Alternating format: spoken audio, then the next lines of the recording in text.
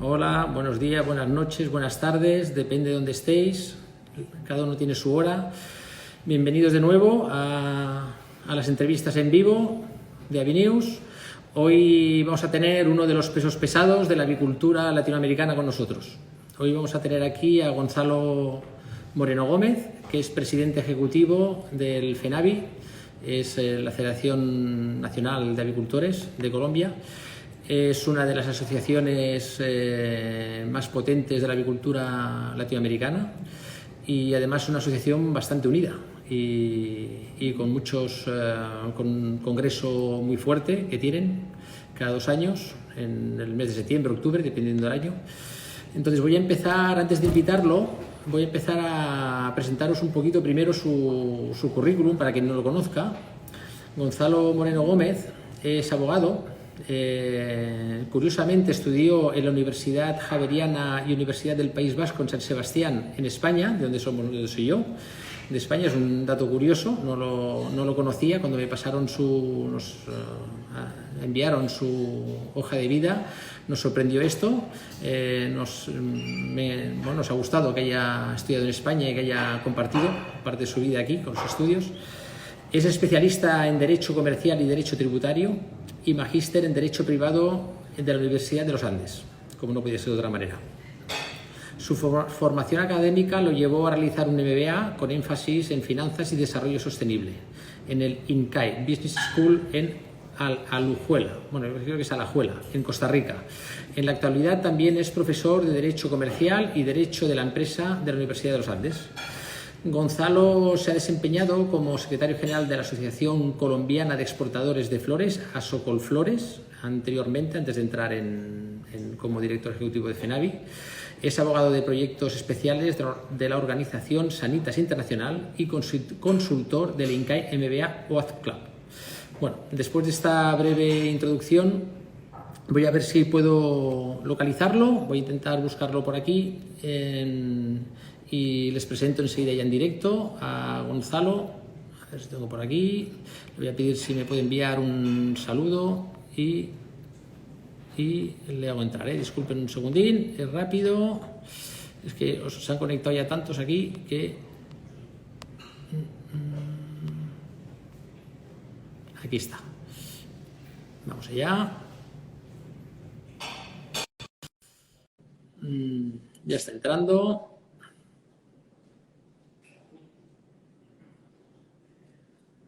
Conectando. Aquí está. Hola Luis, ¿Qué tal, Gonzalo? ¿cómo están? ¿Cómo les ha ido? Estamos muy bien, gracias a Dios.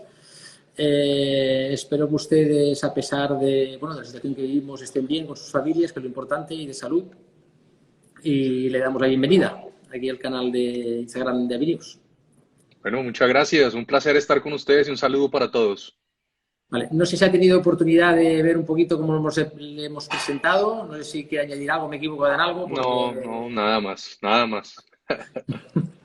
Vale. Bueno, voy a hacer un pequeño repaso antes de empezar, hacer algunas preguntas, un pequeño repaso y usted me va a corregir porque es colombiano y el presidente que representa a toda la agricultura colombiana. Pero voy a hacer un poquitín de repaso a lo que es la industria avícola en Colombia, que por lo que tengo entendido es uno de los pocos sectores de la economía que ha mostrado resultados sorprendentes en cuanto a su crecimiento en los últimos años. En 2008, en concreto, los datos que yo tengo es que la producción avícola alcanzaba un poco más de 1,5 millones de toneladas de pollo y huevo. El año pasado hasta el año pasado que cerró una cifra a los 2,5 millones y repartidos en 1,6 millones de toneladas de pollo y 14.000 millones de huevos. Hoy la Sí, agricultura centra su esfuerzo en el concepto de ser la industria que nutre Colombia, porque está claro. Y tienen un país con 50 millones de habitantes, si no entiendo mal, esos datos sí, son... Sin embargo, hay varios factores adversos que han tenido que enfrentar los agricultores en Colombia, dentro de los que, quizás podemos destacar la devaluación del peso frente al dólar, que es un factor importante, que sobre todo porque incrementa los costos de los insumos, y el conflicto de las regiones por el uso del suelo, el cerco normativo y las permanentes reformas tributarias. Ahora, como sucede en el mundo, también tienen que enfrentar la crisis que estamos viviendo hoy en día con el COVID. Entonces, le quería empezar preguntando si le he dicho bien los datos o no, y cómo está viviendo y llevando esta situación la sociedad avícola colombiana y en especial la avicultura, las empresas avícolas. Pues miren, han sido momentos muy duros. Esto nadie lo esperaba lo que estaba pasando. Colombia venía con una tendencia de crecimiento muy grande, como usted lo venía diciendo. Si quiere ya nos doblemos un poco las cifras, porque toca ponerlas en contexto. Nosotros vemos mucho el consumo per cápita, pero en el caso de huevo es una historia completamente diferente a la de pollo. La historia de pollo, que es el renglón que más nos preocupa en este momento, el sector Horeca, que es hoteles, restaurantes, casinos, se ha caído entre un 35 y un 50%, depende de la región del país. Hacia el centro del país es mayor lo que estamos viendo, muchos los que venden pollo en pie, pero en otras regiones del país también se está viendo. En Colombia es muy popular almorzar en algo que se llama los corrientazos, que son restaurantes populares, y los fines de semana comer pollo de asadero. Y esto obviamente ha desaparecido. Hoy en día se pueden hacer domicilios, pero solamente el 15% de los restaurantes del país tienen domicilios.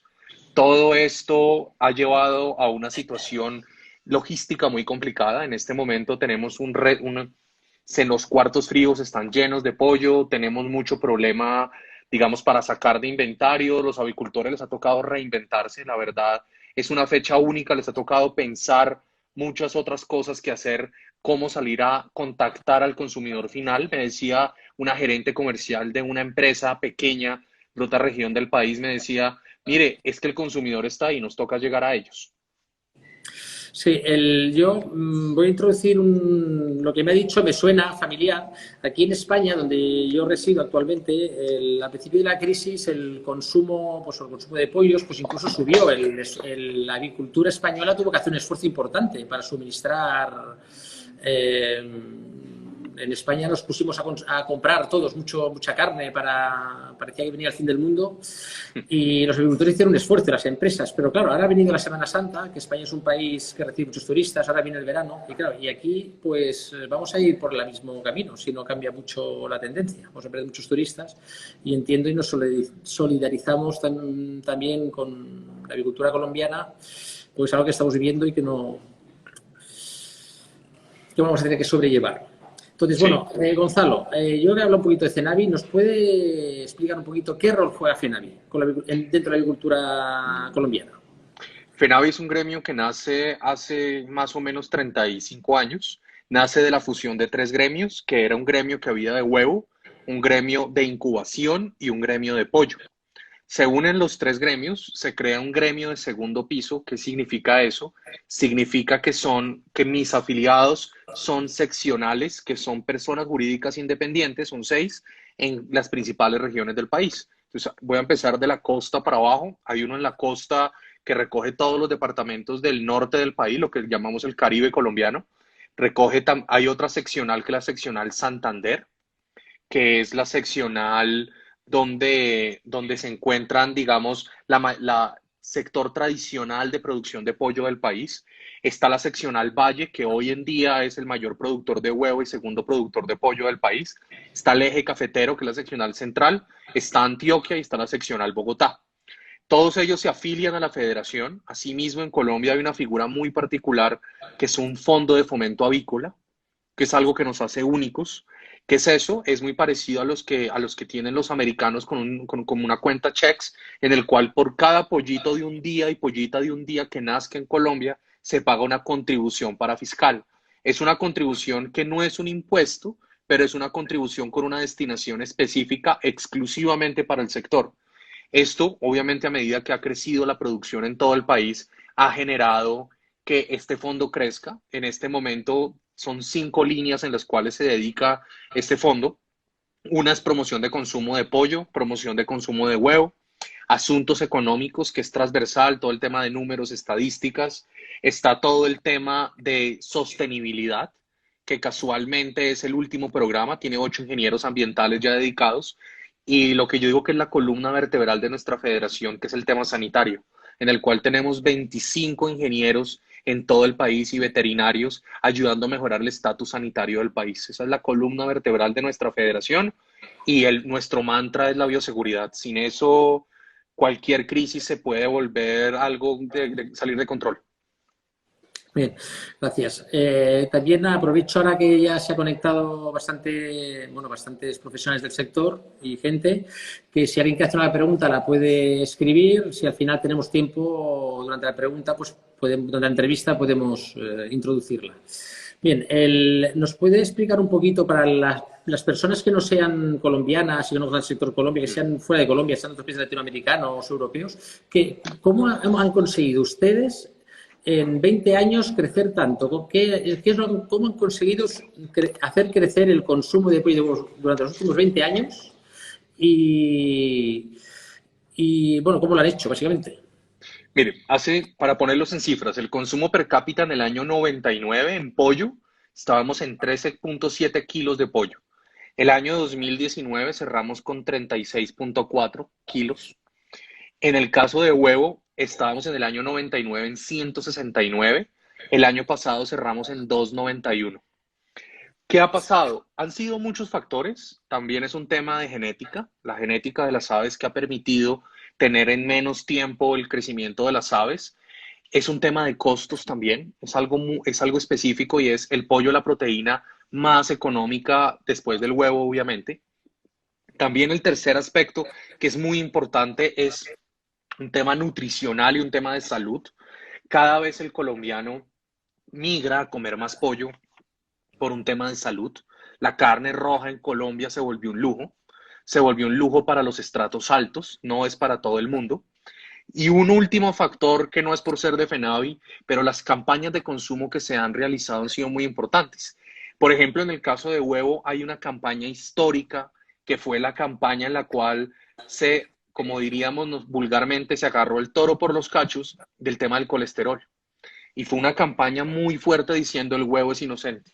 Hoy en día hemos logrado desmitificarlo y en el caso del pollo han habido campañas de consumo muy importantes, sobre todo unas que han logrado acercar el pollo a las personas, volverlo muy, digamos, algo del día a día, y una campaña que todo el mundo recuerda, en la cual se sacó una canción de Chino y Nacho y se volvió una canción de la avicultura. Entonces, hoy en día tiene un referente en la cabeza de las personas y también, tanto que al final de todos nuestros comerciales que salen en televisión, en radio, utilizamos ese jingle y la gente lo recuerda. Entonces, han sido varios factores y el último factor también es muy importante, es el Tratado de Libre Comercio con Estados Unidos. Si Colombia no hubiese tenido el Tratado de Libre Comercio con Estados Unidos, no hubiéramos podido acceder a maíz. Primero, gran cantidad de maíz y segundo, con una estabilización en el tema de aranceles. Ya cuando se negocia el Tratado de Libre Comercio, ya sabíamos cuánto era el maíz que iba a entrar. Para ponerles en contexto, Colombia produce 1.3 millones de toneladas de maíz. De las 1.3 millones de toneladas, casi el 70-80% se va para consumo humano, para hacer arepas.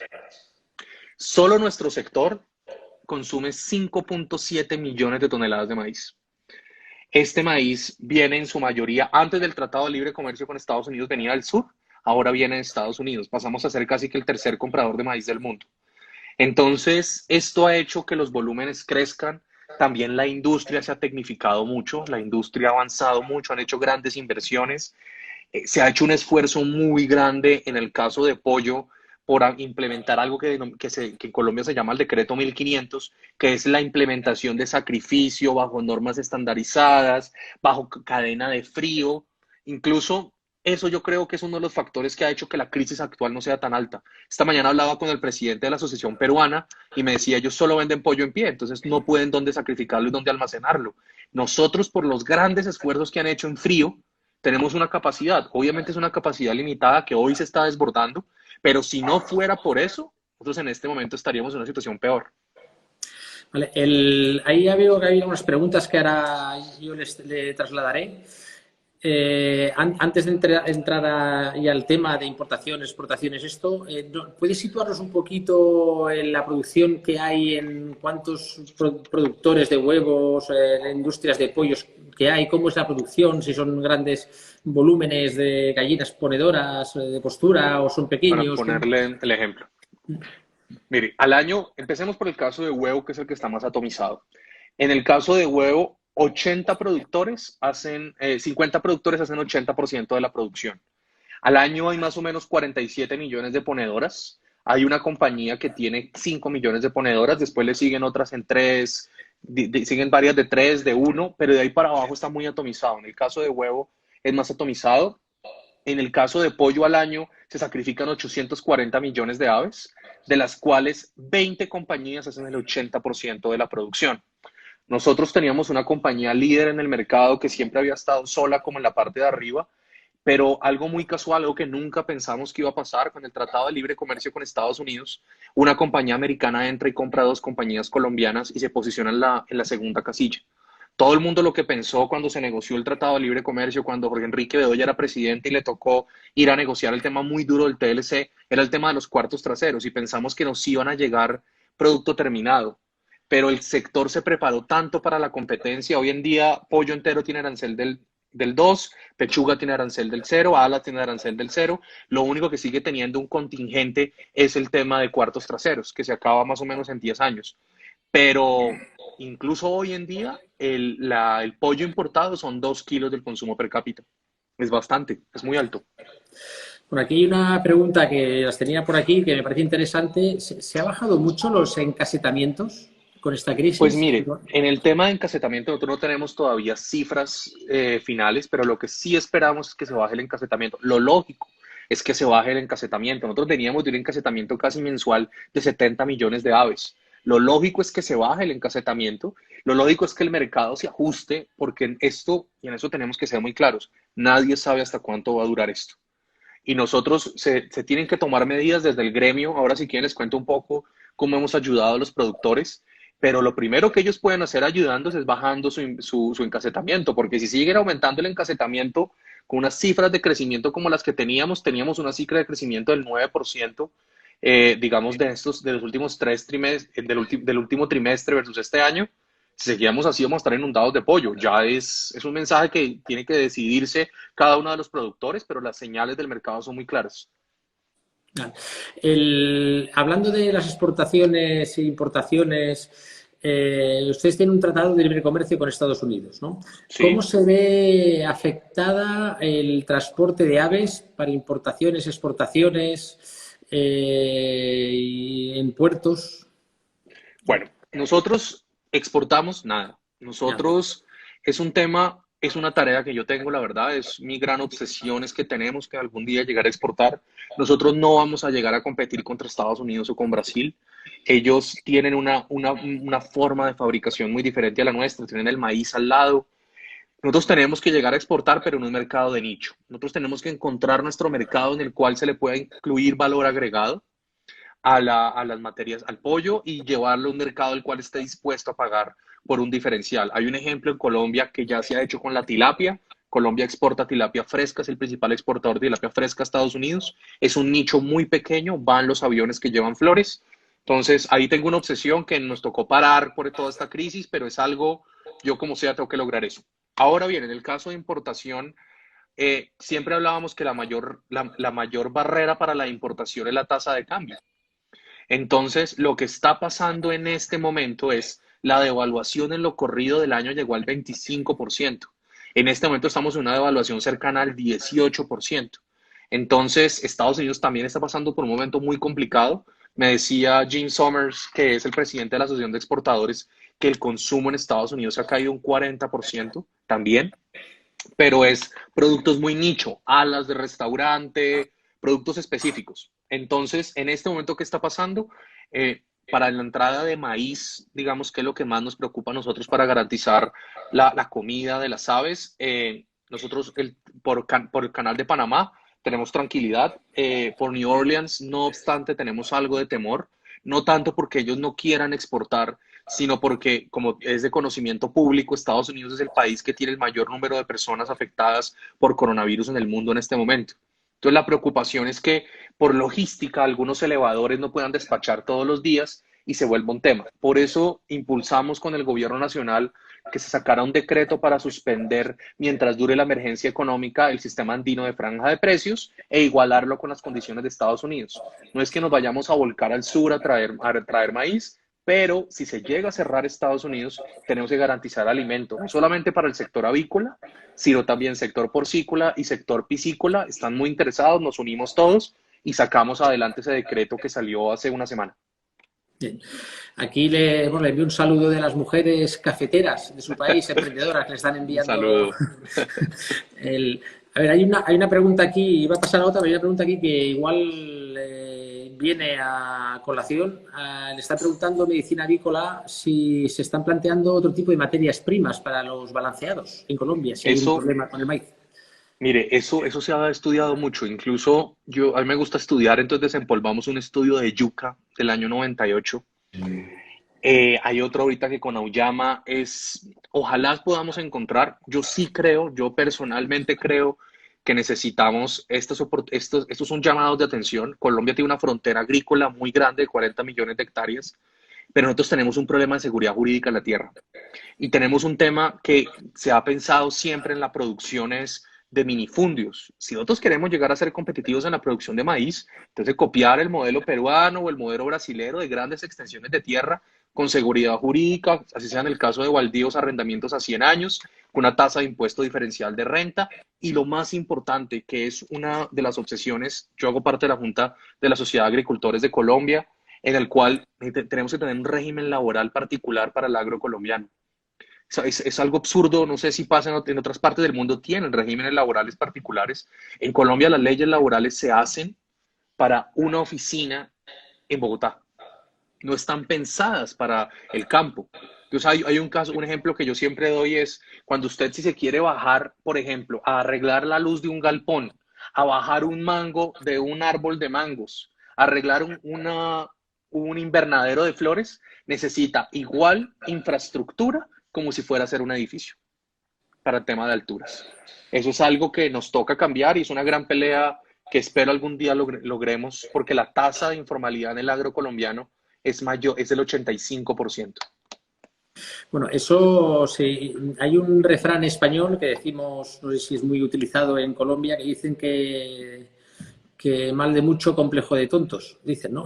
En España pasa exactamente lo mismo. Las normas lo hacen los políticos en las ciudades, en las capitales, y es muy difícil trasladar esas normativas laborales, esas normativas al campo. Es muy difícil. Pero nos tendremos que conformar con, No, nos con toca eso. hacer una revolución. Si nosotros Sí. queremos verdaderamente ser autosuficientes, no, y pasa con el tema del frijol ahorita, con el tema de tasa de cambio, el consumidor está pasando a consumir muchos otros productos no perecederos, pero todo viene importado también. Entonces tenemos que pensar. Sí, se te ha cortado un momentín. Ha habido Sí, un pequeño corte y ya sí, estás ya, otra vez, listo, está en acá línea. estoy. Bien, Sí, ustedes han publicado varios comunicados donde resaltan el impacto del dólar sin techo, un concepto que es el dólar sin techo. Dice, ¿cómo ha afectado este alza al sector agrícola colombiano? mire, el 85% de los costos de producir pollo y el 70% de los costos de producir huevo están en dólares. No es solamente el alimento. Nosotros hemos hecho un esfuerzo muy grande por tecnología, por todo el tema de ambientes controlados, por todo el tema de la genética, incluso viene. Entonces, el impacto es directo en los costos. El impacto ha aumentado los costos de producción casi en un 20% en lo corrido del año, pero lo que más nos está afectando ahorita es la volatilidad. ¿Por qué?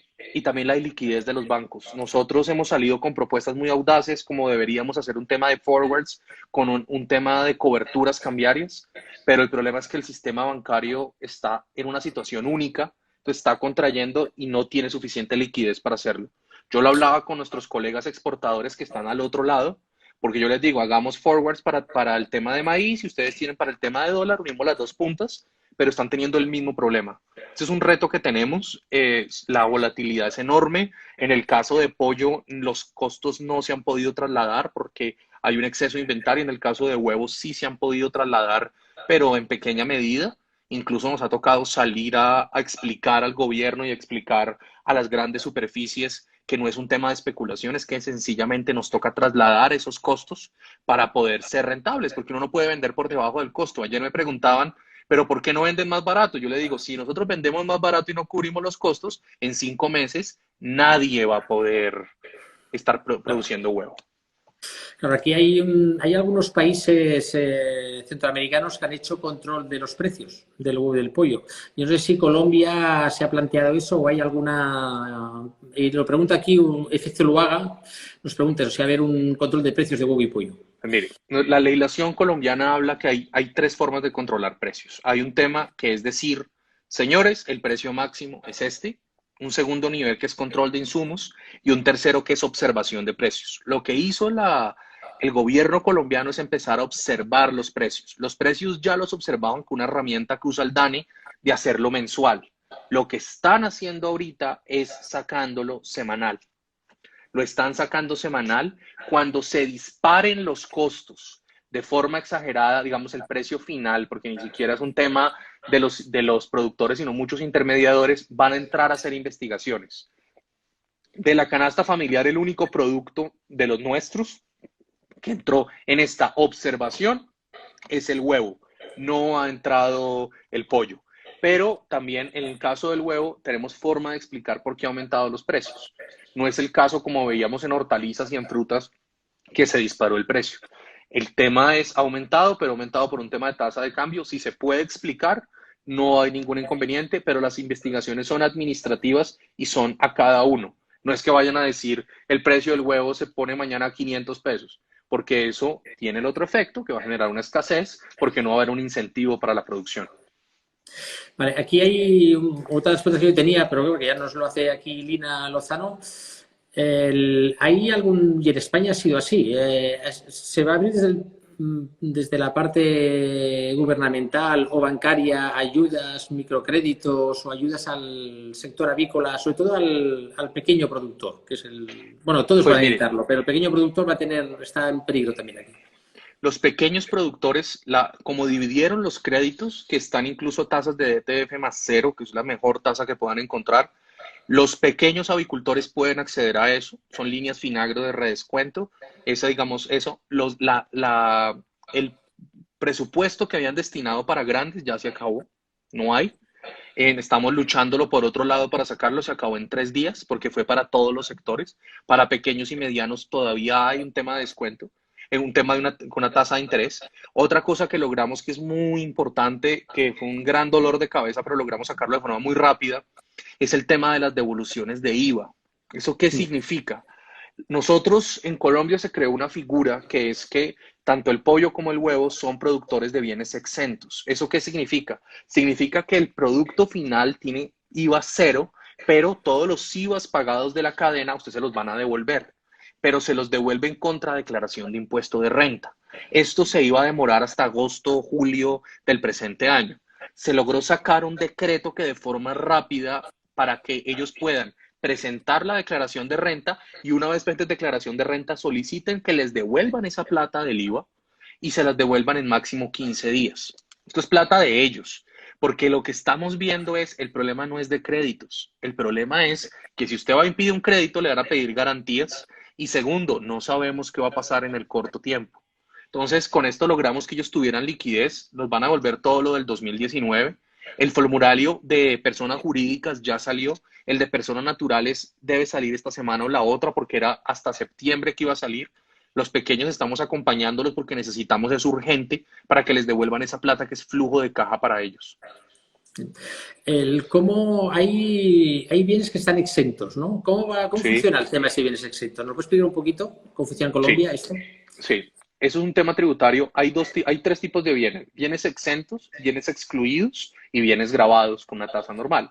Bienes exentos nosotros, que es usted paga el IVA de toda la cadena, del maíz, de la maquinaria, de todo, y usted se lo devuelve.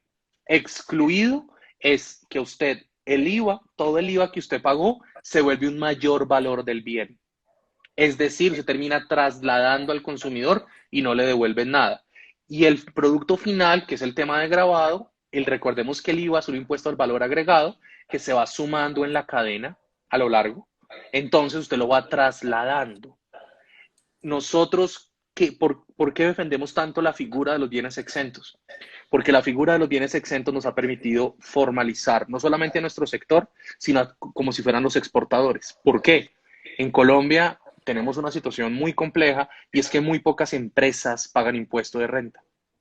Entonces, nosotros somos el segundo mayor aportante de impuesto de renta en el agro en Colombia, por esta figura, porque le dan la zanahoria, señor, yo le devuelvo todo el IVA, pero usted me paga impuesto de renta. Entonces los obliga a pagar ese impuesto de renta.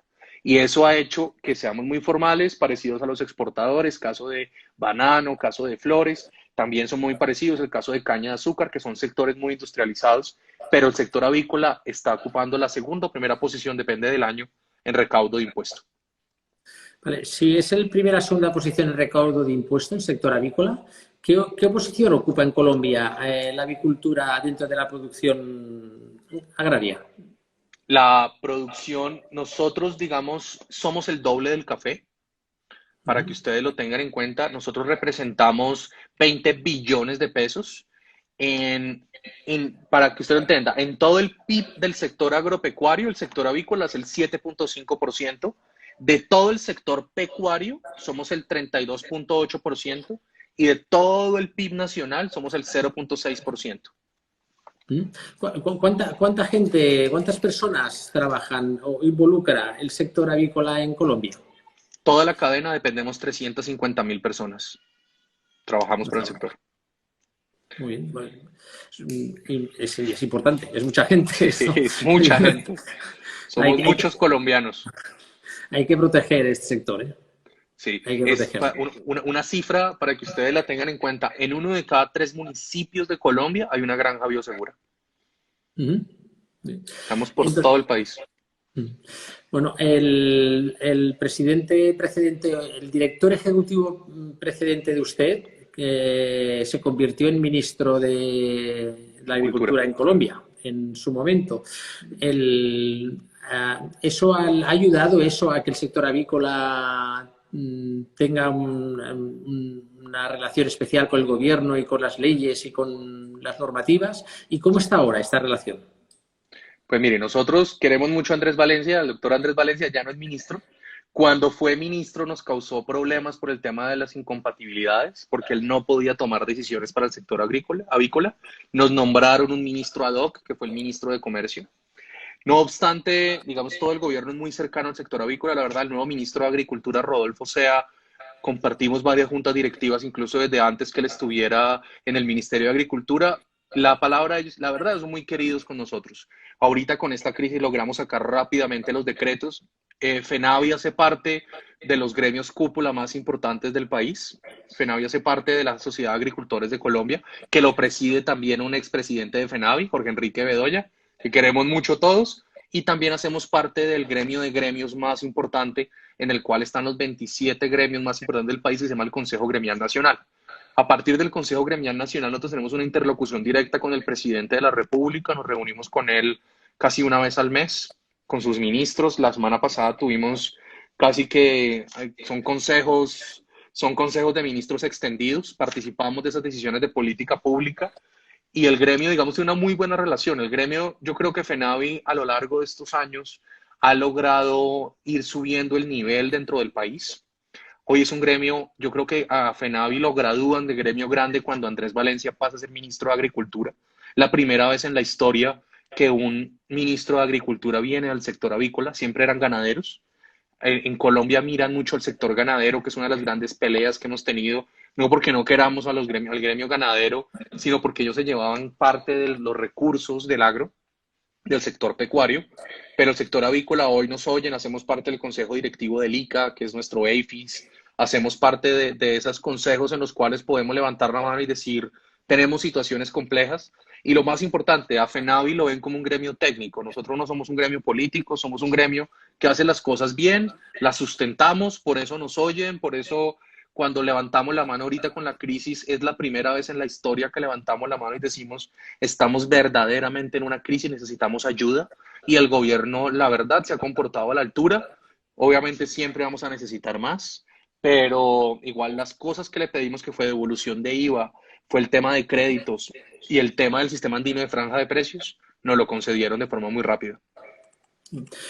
¿Ustedes tienen algún tipo de colaboración con las administraciones públicas para gestionar esta crisis de alguna manera? ¿Están coordinados de alguna manera o no? Hay una mesa de crisis que se maneja desde el Consejo Gremial, en el cual, digamos, tenemos un interlocutor, nombraron un gerente de la crisis, pero la verdad esto es teléfono constante. Yo le escribo al ministro de Agricultura, ministro de Comercio, ministra de Transporte, y ellos nos oyen, nos ayudan.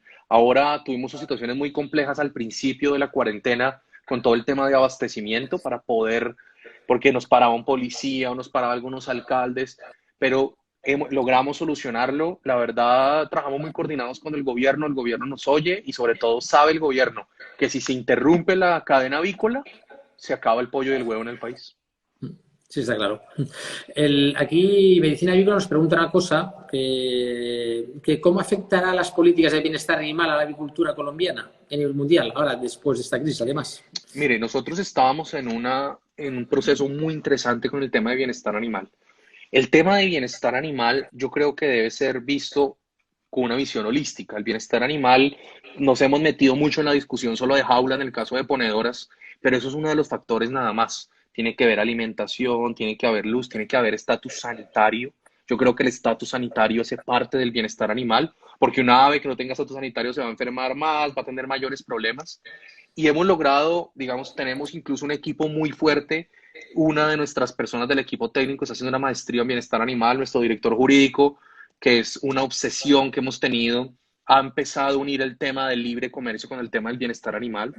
Hemos hecho investigaciones sobre el tema, su tesis de maestría va a ser sobre ese tema. ¿Qué va a pasar? No sabemos.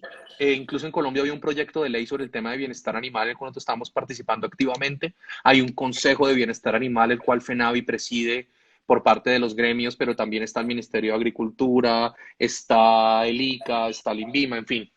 Ese es un tema que no sabemos en qué va a terminar. Estábamos prontos a sacar una norma sobre tema de densidades con bienestar animal, pero ahora con todo este tema, la verdad, yo siento que eso fue en la vida pasada ya, porque en este último mes nos cambió las perspectivas totales, los objetivos que teníamos en el corto plazo son totalmente diferentes.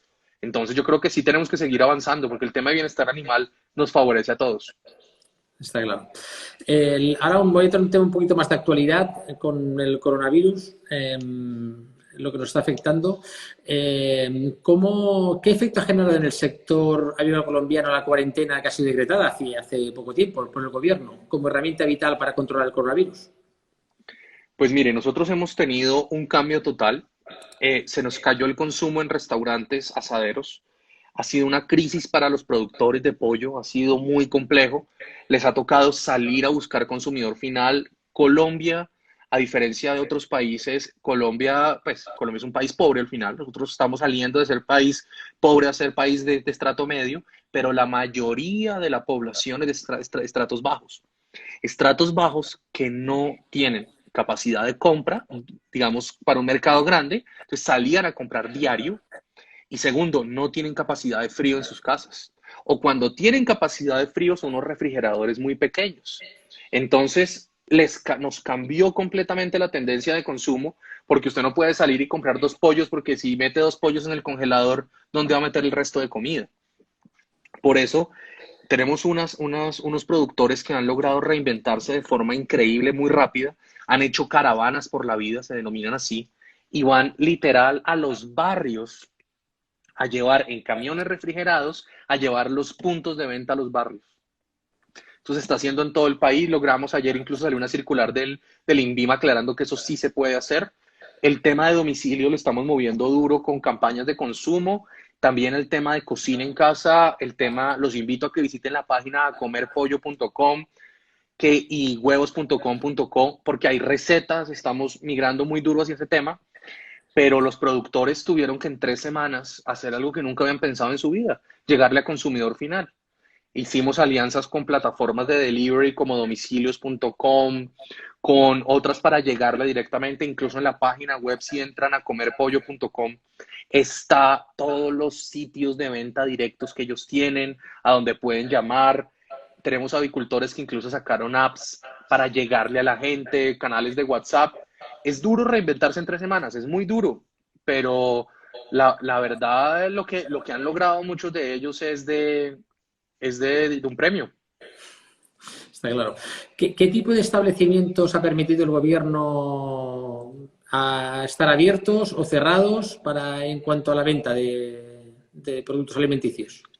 Todos los establecimientos de venta de alimentos pueden estar abiertos, todos, no hay restricción. Lo que hay restricción es en algunos restaurantes para que la gente vaya, eso está cerrado. Domicilios se está reactivando, pero domicilios está permitido. Incluso se pueden hacer domicilios las 24 horas del día. Había una norma que salió que duró solo 3 días, logramos tumbar entre todos que los domicilios solamente se podían hacer hasta las 8 de la noche, ya se logró hacer hasta más tarde. Eso ha sido un esfuerzo muy grande, pero también las ventas directas de ellos. Pero tenemos situaciones, ayer un productor que tiene una tienda en Chía me decía, no, supuestamente hay una norma que solo me dejan hasta las 3 de la tarde. Yo le decía, eso es ilegal. El decreto establece que se puede tener. Entonces nos toca salir y ayudarlos y apoyarlos para dar esas pequeñas peleas. Las directoras, que yo les digo son nuestro brazo armado en todo el territorio colombiano, nos han ayudado a dar unas peleas monumentales porque desde Bogotá y desde un teléfono es muy difícil muchas veces. Entonces hemos logrado solucionar. Vale, ¿se ha tomado algún tipo de medidas de seguridad especiales con los trabajadores del sector avícola y las empresas? Sí, nosotros precisamente estamos planteándole al gobierno un tema de como un decálogo de qué debe ser de buenas prácticas del sector agropecuario. Asimismo, tenemos uno al interior de la Federación para las empresas. En lo que estamos viendo y lo que tenemos que tener mucho cuidado es que no nos pase lo que está pasando en Estados Unidos en las plantas de beneficio en Georgia, que es que ya las personas están afectándose por un tema de coronavirus. Ya lo estamos viendo. Nosotros vemos mucho qué está pasando en esos mercados para prever qué va a pasar en el nuestro en las próximas semanas. El tema de bioseguridad casualmente es una herramienta ahora muy importante, plantas de beneficio, todo el tema de cambio de ropa, lavado de manos, duchas para entrar, tapabocas, las gafas, todo gel desinfectantes. Eso nosotros ya lo teníamos por bioseguridad desde antes. Entonces, para el sector avícola no ha sido tan difícil implementar esto, a diferencia de otros sectores. Ayer me preguntaban que qué medidas se pueden utilizar para otros sectores que son muy alejanos de nuestra realidad, ¿no? Entonces es un tema, los trabajadores tenemos que cuidarlos. Al final, esta época lo que nos llama es que los trabajadores del campo y del sector pecuario son los grandes héroes que tenemos, son los grandes héroes, y nos toca cuidarlos porque al final si ellos se enferman, ¿quién va a producir alimentos para el resto del país? Otra pregunta aquí que me gustaría hacerles. Ustedes han publicado, me ha parecido ver en algún lugar, que las proyecciones que tenía FENAVI para el sector era un crecimiento de un 3% este año. Claro, Sí. ahora con todo esto, ¿cuáles son las proyecciones para este 2000? ¿Han reevaluado esto y tienen datos o previsiones? Pues mire, nosotros creemos el sector de pollo va a tener que decrecer, eso es lógico, eso no sabemos en qué medida. Nosotros creemos que la economía colombiana va a decrecer más o menos un 2,4%. Algunos dicen que más. La crisis más alta en la historia, que fue el decrecimiento del año 99 del 4,2%. Yo creo que si nosotros tenemos que decrecer en pollo, en huevos sí va a haber un crecimiento, yo creo que en el orden del 15%, porque el problema va a ser el año siguiente, obviamente, pero pues eso ya nosotros no nos podemos meter en eso. Pero yo creo que este año va a haber un decrecimiento por ahí del 2-3% en el caso de pollo. Sería lo más lógico, ¿no? Incluso puede llegar a ser mayor. Tampoco sabemos en el tiempo qué va a pasar, pero digamos en un mes, lo lógico es que el encasetamiento se baje en un 30% en mes de abril y mayo, que son los meses donde nos está cogiendo duro la cuarentena. En las reproductoras pesadas, el encasetamiento va a seguir la misma proporción, estiman o no, y la incubadora.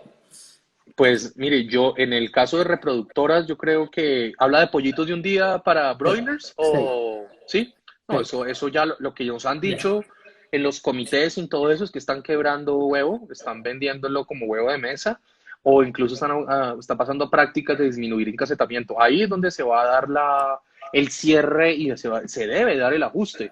Decía un avicultor de mucha tradición, está en manos nuestras disminuir la producción para no aumentar las pérdidas. Entonces ya es decisión de cada empresa. No sé si ha salido durante la entrevista, porque hemos hablado largo y tendido de los precios del mercado y del control de precios. ¿Tiene una previsión de cómo puede evolucionar el precio del pollo y del huevo en los próximos meses?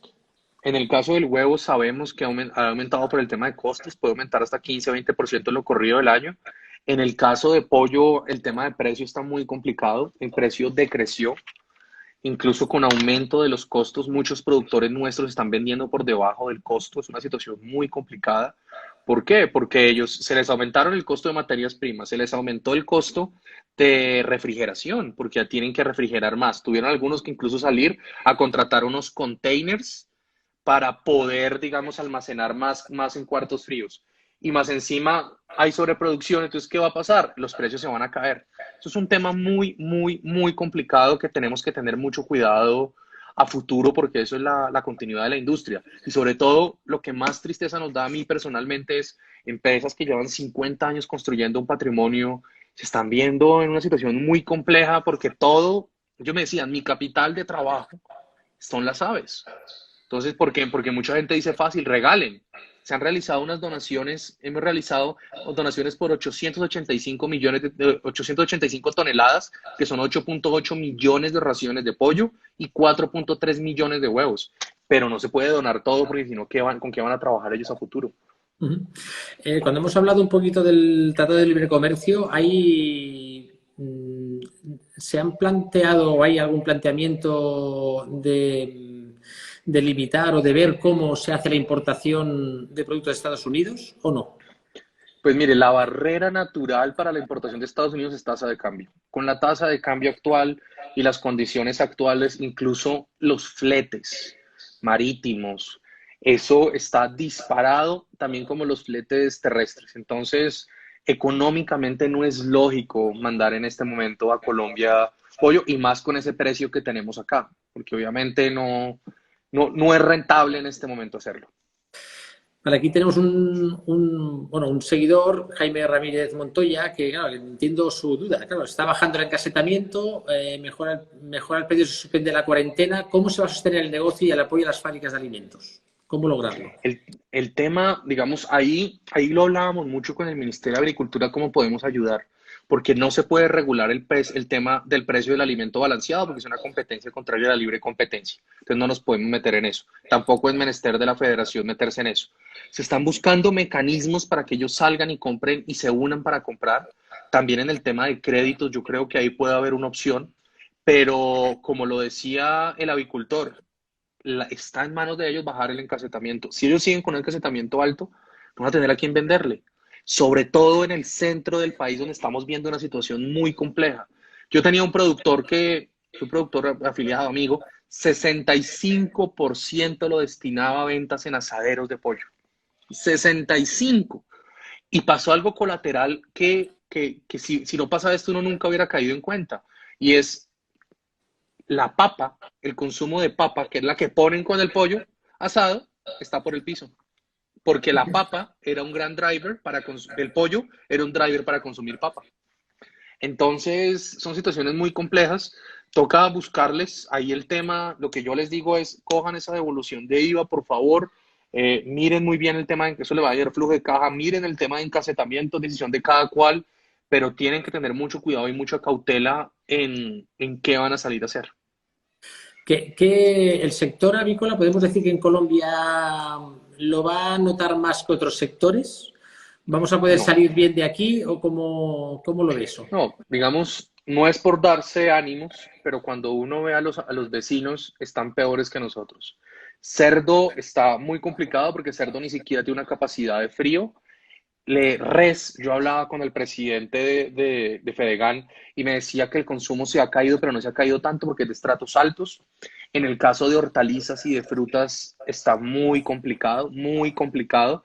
¿Por qué? Porque igual que nosotros, ellos tienen un producto perecedero, pero tiene que ser de rápido consumo, también se ha caído mucho. Hay otros, yo creo que el sector avícola, pues tenemos que salir de esta, tenemos que salir más fuerte, tenemos que salir más unidos. Yo creo que esto nos ha ayudado mucho para unirnos y para buscar soluciones. También nos puede ayudar mucho para dar ese salto a llegarle al consumidor final, que es algo que no estábamos haciendo, es algo que estábamos en modo. Sí, sí, sí, Debemos sí. ser claros, estábamos en mora de llegar a ese consumidor final. Hoy en día nos ha tocado reinventarnos, es durísimo. Cuando salgamos de esta, porque de esta vamos a salir, pero es cuando los restaurantes también tienen que reinventarse. El tema de asaderos, tenemos que ayudarles para que ellos sigan vendiendo. Uno aquí es cuando se da cuenta cuánto pollo se consumía fuera de casa. Entonces nos toca seguir avanzando. Va a ser muy duro, pero nos toca seguir haciéndolo. Mm. Aquí no, yo que he tenido la oportunidad de visitar a muchos avicultores, también porcicultores, una cosa que siempre he oído, por lo menos en España, mucho aquí, lo digo donde yo resido, es que el sector avícola siempre ha dicho que ha estado, el ganadero ha estado siempre en crisis. Es una persona que ha vivido siempre dentro de incertidumbre, de si voy a vender mi pollo mañana, qué precio ir mañana, no tenemos un trabajo establecido que siempre vamos a ganar el mismo dinero y yo creo que vamos a salir de aquí. Al final vamos a tener que salir, estamos acostumbrados a esto. Además que ya nosotros hemos tenido crisis no de este nivel cuando llegan enfermedades sanitarias. Cuando llegan crisis sanitarias y llegan enfermedades, esto ha sido muy complicado, muy complicado. Me acuerdo que cuando uno mira lo que pasó en México, que se le murieron 40 millones de ponedoras en una semana, eso es una locura. Ese es Es una casi locura. que el total de ponedoras que hay en Colombia. Eso es una locura. Entonces yo creo que para el sector, incluso hay una teoría que tienen unos técnicos, personas que yo respeto mucho, que dicen que las personas que trabajan en granjas avícolas, como están en contacto constante con vacunas como la influenza o la gripe aviar, ellos pueden llegar a desarrollar anticuerpos, porque al final eso es un coronavirus también, para evitar enfermedades como esta. Es una teoría que no hemos podido corroborar, tenemos varios ingenieros buscando, todo el mundo está pensando cómo solucionar esto, pero es una teoría también que está ahí sobre la mesa. ¿Tienen algún estudio ustedes o conocen en Colombia en cuánto se va a retraer la economía colombiana, el Producto Interior Bruto en Colombia y si va a haber una tasa de desempleo o cuánto va a subir esa tasa de desempleo después de esta crisis? Pues mire, en este momento el PIB colombiano el año pasado creció 3.3%. Lo que se espera en este momento, lo que está pronosticando incluso Fedesarrollo, que es un centro de pensamiento, y nuestro director de Asuntos Económicos coincide que le estaba preguntando, es un decrecimiento entre el 2.4 y el 3%. El mayor decrecimiento en la historia de Colombia del PIB fue en el año 99 del 4.2%. En el caso de desempleo, nosotros tenemos una tasa de desempleo alta ahorita, alta, tenemos una tasa de desempleo en febrero del 12.2, en marzo del 14.5% que se espera. La tasa de desempleo más alta de la historia ha sido del 20%, también en la crisis del 99.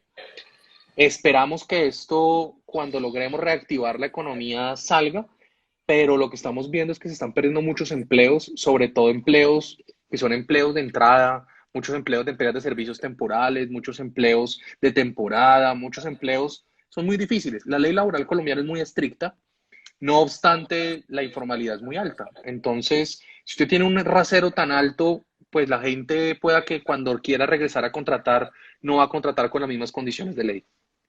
Claro, eso una cosa sucede en muchos Mm, países que la informalidad es alta. Claro, toda esta gente que trabajaba de manera informal, claro, ahora están en cuarentena, no pueden salir. Claro, exacto. qué va a suceder con la sociedad colombiana cuando no puede ganar plata porque no puede salir a trabajar? Ese es un tema muy complicado y es lo que más nos preocupa, ¿no? Esas personas, choferes de taxi, personas que en Colombia el tema de la peluquería, las mujeres son, yo creo que ese es el mayor número de comercios en Colombia que hay es peluquerías, todos esos corrientazos que son restaurantes en los cuales se servía pollo, que son restaurantes populares, son los que están viendo un golpe muy duro y son los que toca recuperar como sea, que al final los ayudan a mover la economía. Bien, ¿usted cree que esta crisis va a cambiar la mentalidad de las personas y los agricultores a medio largo plazo? ¿Y cómo lo va a hacer? Pues yo creo que sí va a cambiar la forma como nos relacionamos con el mundo. Yo creo que el tema de viajes, como lo hacíamos antes, no va a seguir de la misma forma. Nosotros, por lo menos, si realizamos muchos viajes por todo el país, visitando avicultores, todo eso. Eso yo lo veo muy complejo que vuelva de la misma forma. Yo creo que también va a haber un tema de las videoconferencias, es algo que se va a imponer. En el tema de consumo, el consumo en casa creo que sí va a aumentar, va a seguir aumentando. Nos ha pasado en el caso de huevo, y es que el huevo se consume en casa. El consumo de huevo ha aumentado 20% este año en casas, en hogares. En el caso de pollo nos toca buscar la forma de llegarle al consumidor final. Yo creo que el gran reto que tenemos como industria es cómo nosotros logramos generar unos canales de delivery muy fáciles, sencillos, para que la gente pueda pedir sus domicilios a casa. Yo por lo menos migré de consumir pollo en supermercado a pedírselo a avicultores directamente, tanto pollo como huevo, algo que no hacíamos antes. Antes uno yo pedíamos incluso por internet o íbamos al supermercado y comprábamos, ahora no, y la diferencia en precio es mucha. Cuando uno le compra directamente a los productores a cuando uno lo hace con intermediarios, uno se da cuenta esos intermediarios cuánto ganan en pollo, en huevo y en todos los casos. Entonces yo sí creo que va a haber unos cambios, pero eso también nos va a ayudar mucho para valorar mucho el tema de seguridad, el tema de familia, muchas cosas nos va a hacer cambiar. Aquí veo mucha preocupación sobre las reproductoras. Se dicen que se están ahí, se conoce que hay salida de cantidades de reproductoras y Sí, también se pregunta si se ha calculado importar huevo fértil. pues mire, nosotros en el tema de, digamos, primero empiezo desde atrás de la cadena hasta llegar a la gallina de Sí. desecho que llamamos nosotros. Nosotros con el gobierno nos han garantizado que se va a realizar todas las importaciones necesarias para sostener la cadena, dentro de lo cual vienen importaciones por vía aérea, las abuelas, ustedes saben, vienen vía de Brasil por un tema de compartimentación. Bueno, pues eso va a continuar, en eso no toca mirar la continuidad de los vuelos.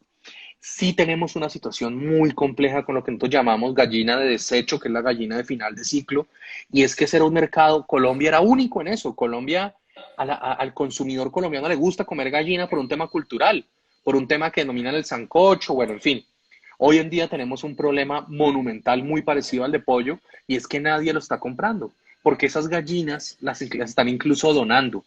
Yo sí creo que ahí va a haber un cambio en el consumidor colombiano, nos va a tocar buscar migrar a vender esas gallinas ya sacrificadas, es algo que yo lo había planteado en un par de comités de huevo que íbamos a hacer con eso, porque sí me preocupaba, pero nunca pensé que iba a llegar a este tema.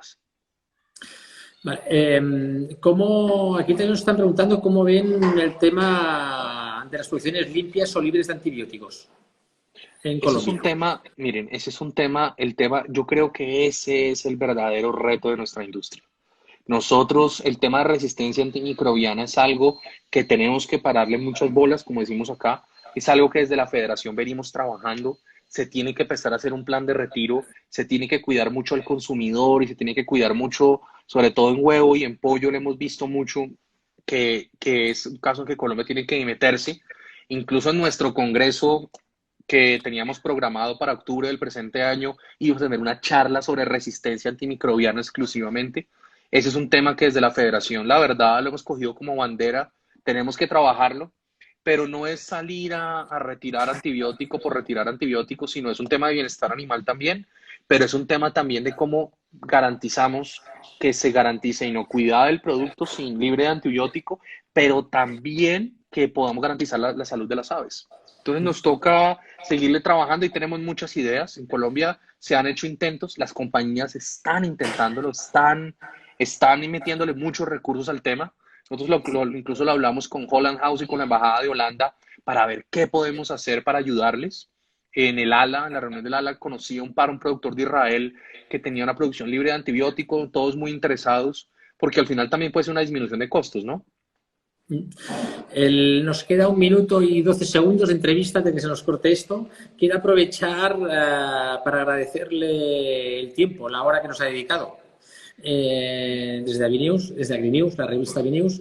Tengo que decir a todos los que están escuchando que vamos a colgar esta entrevista que hemos hecho en directo en el canal de YouTube de AgriNews en español, donde van a poder verla y compartirla con los compañeros.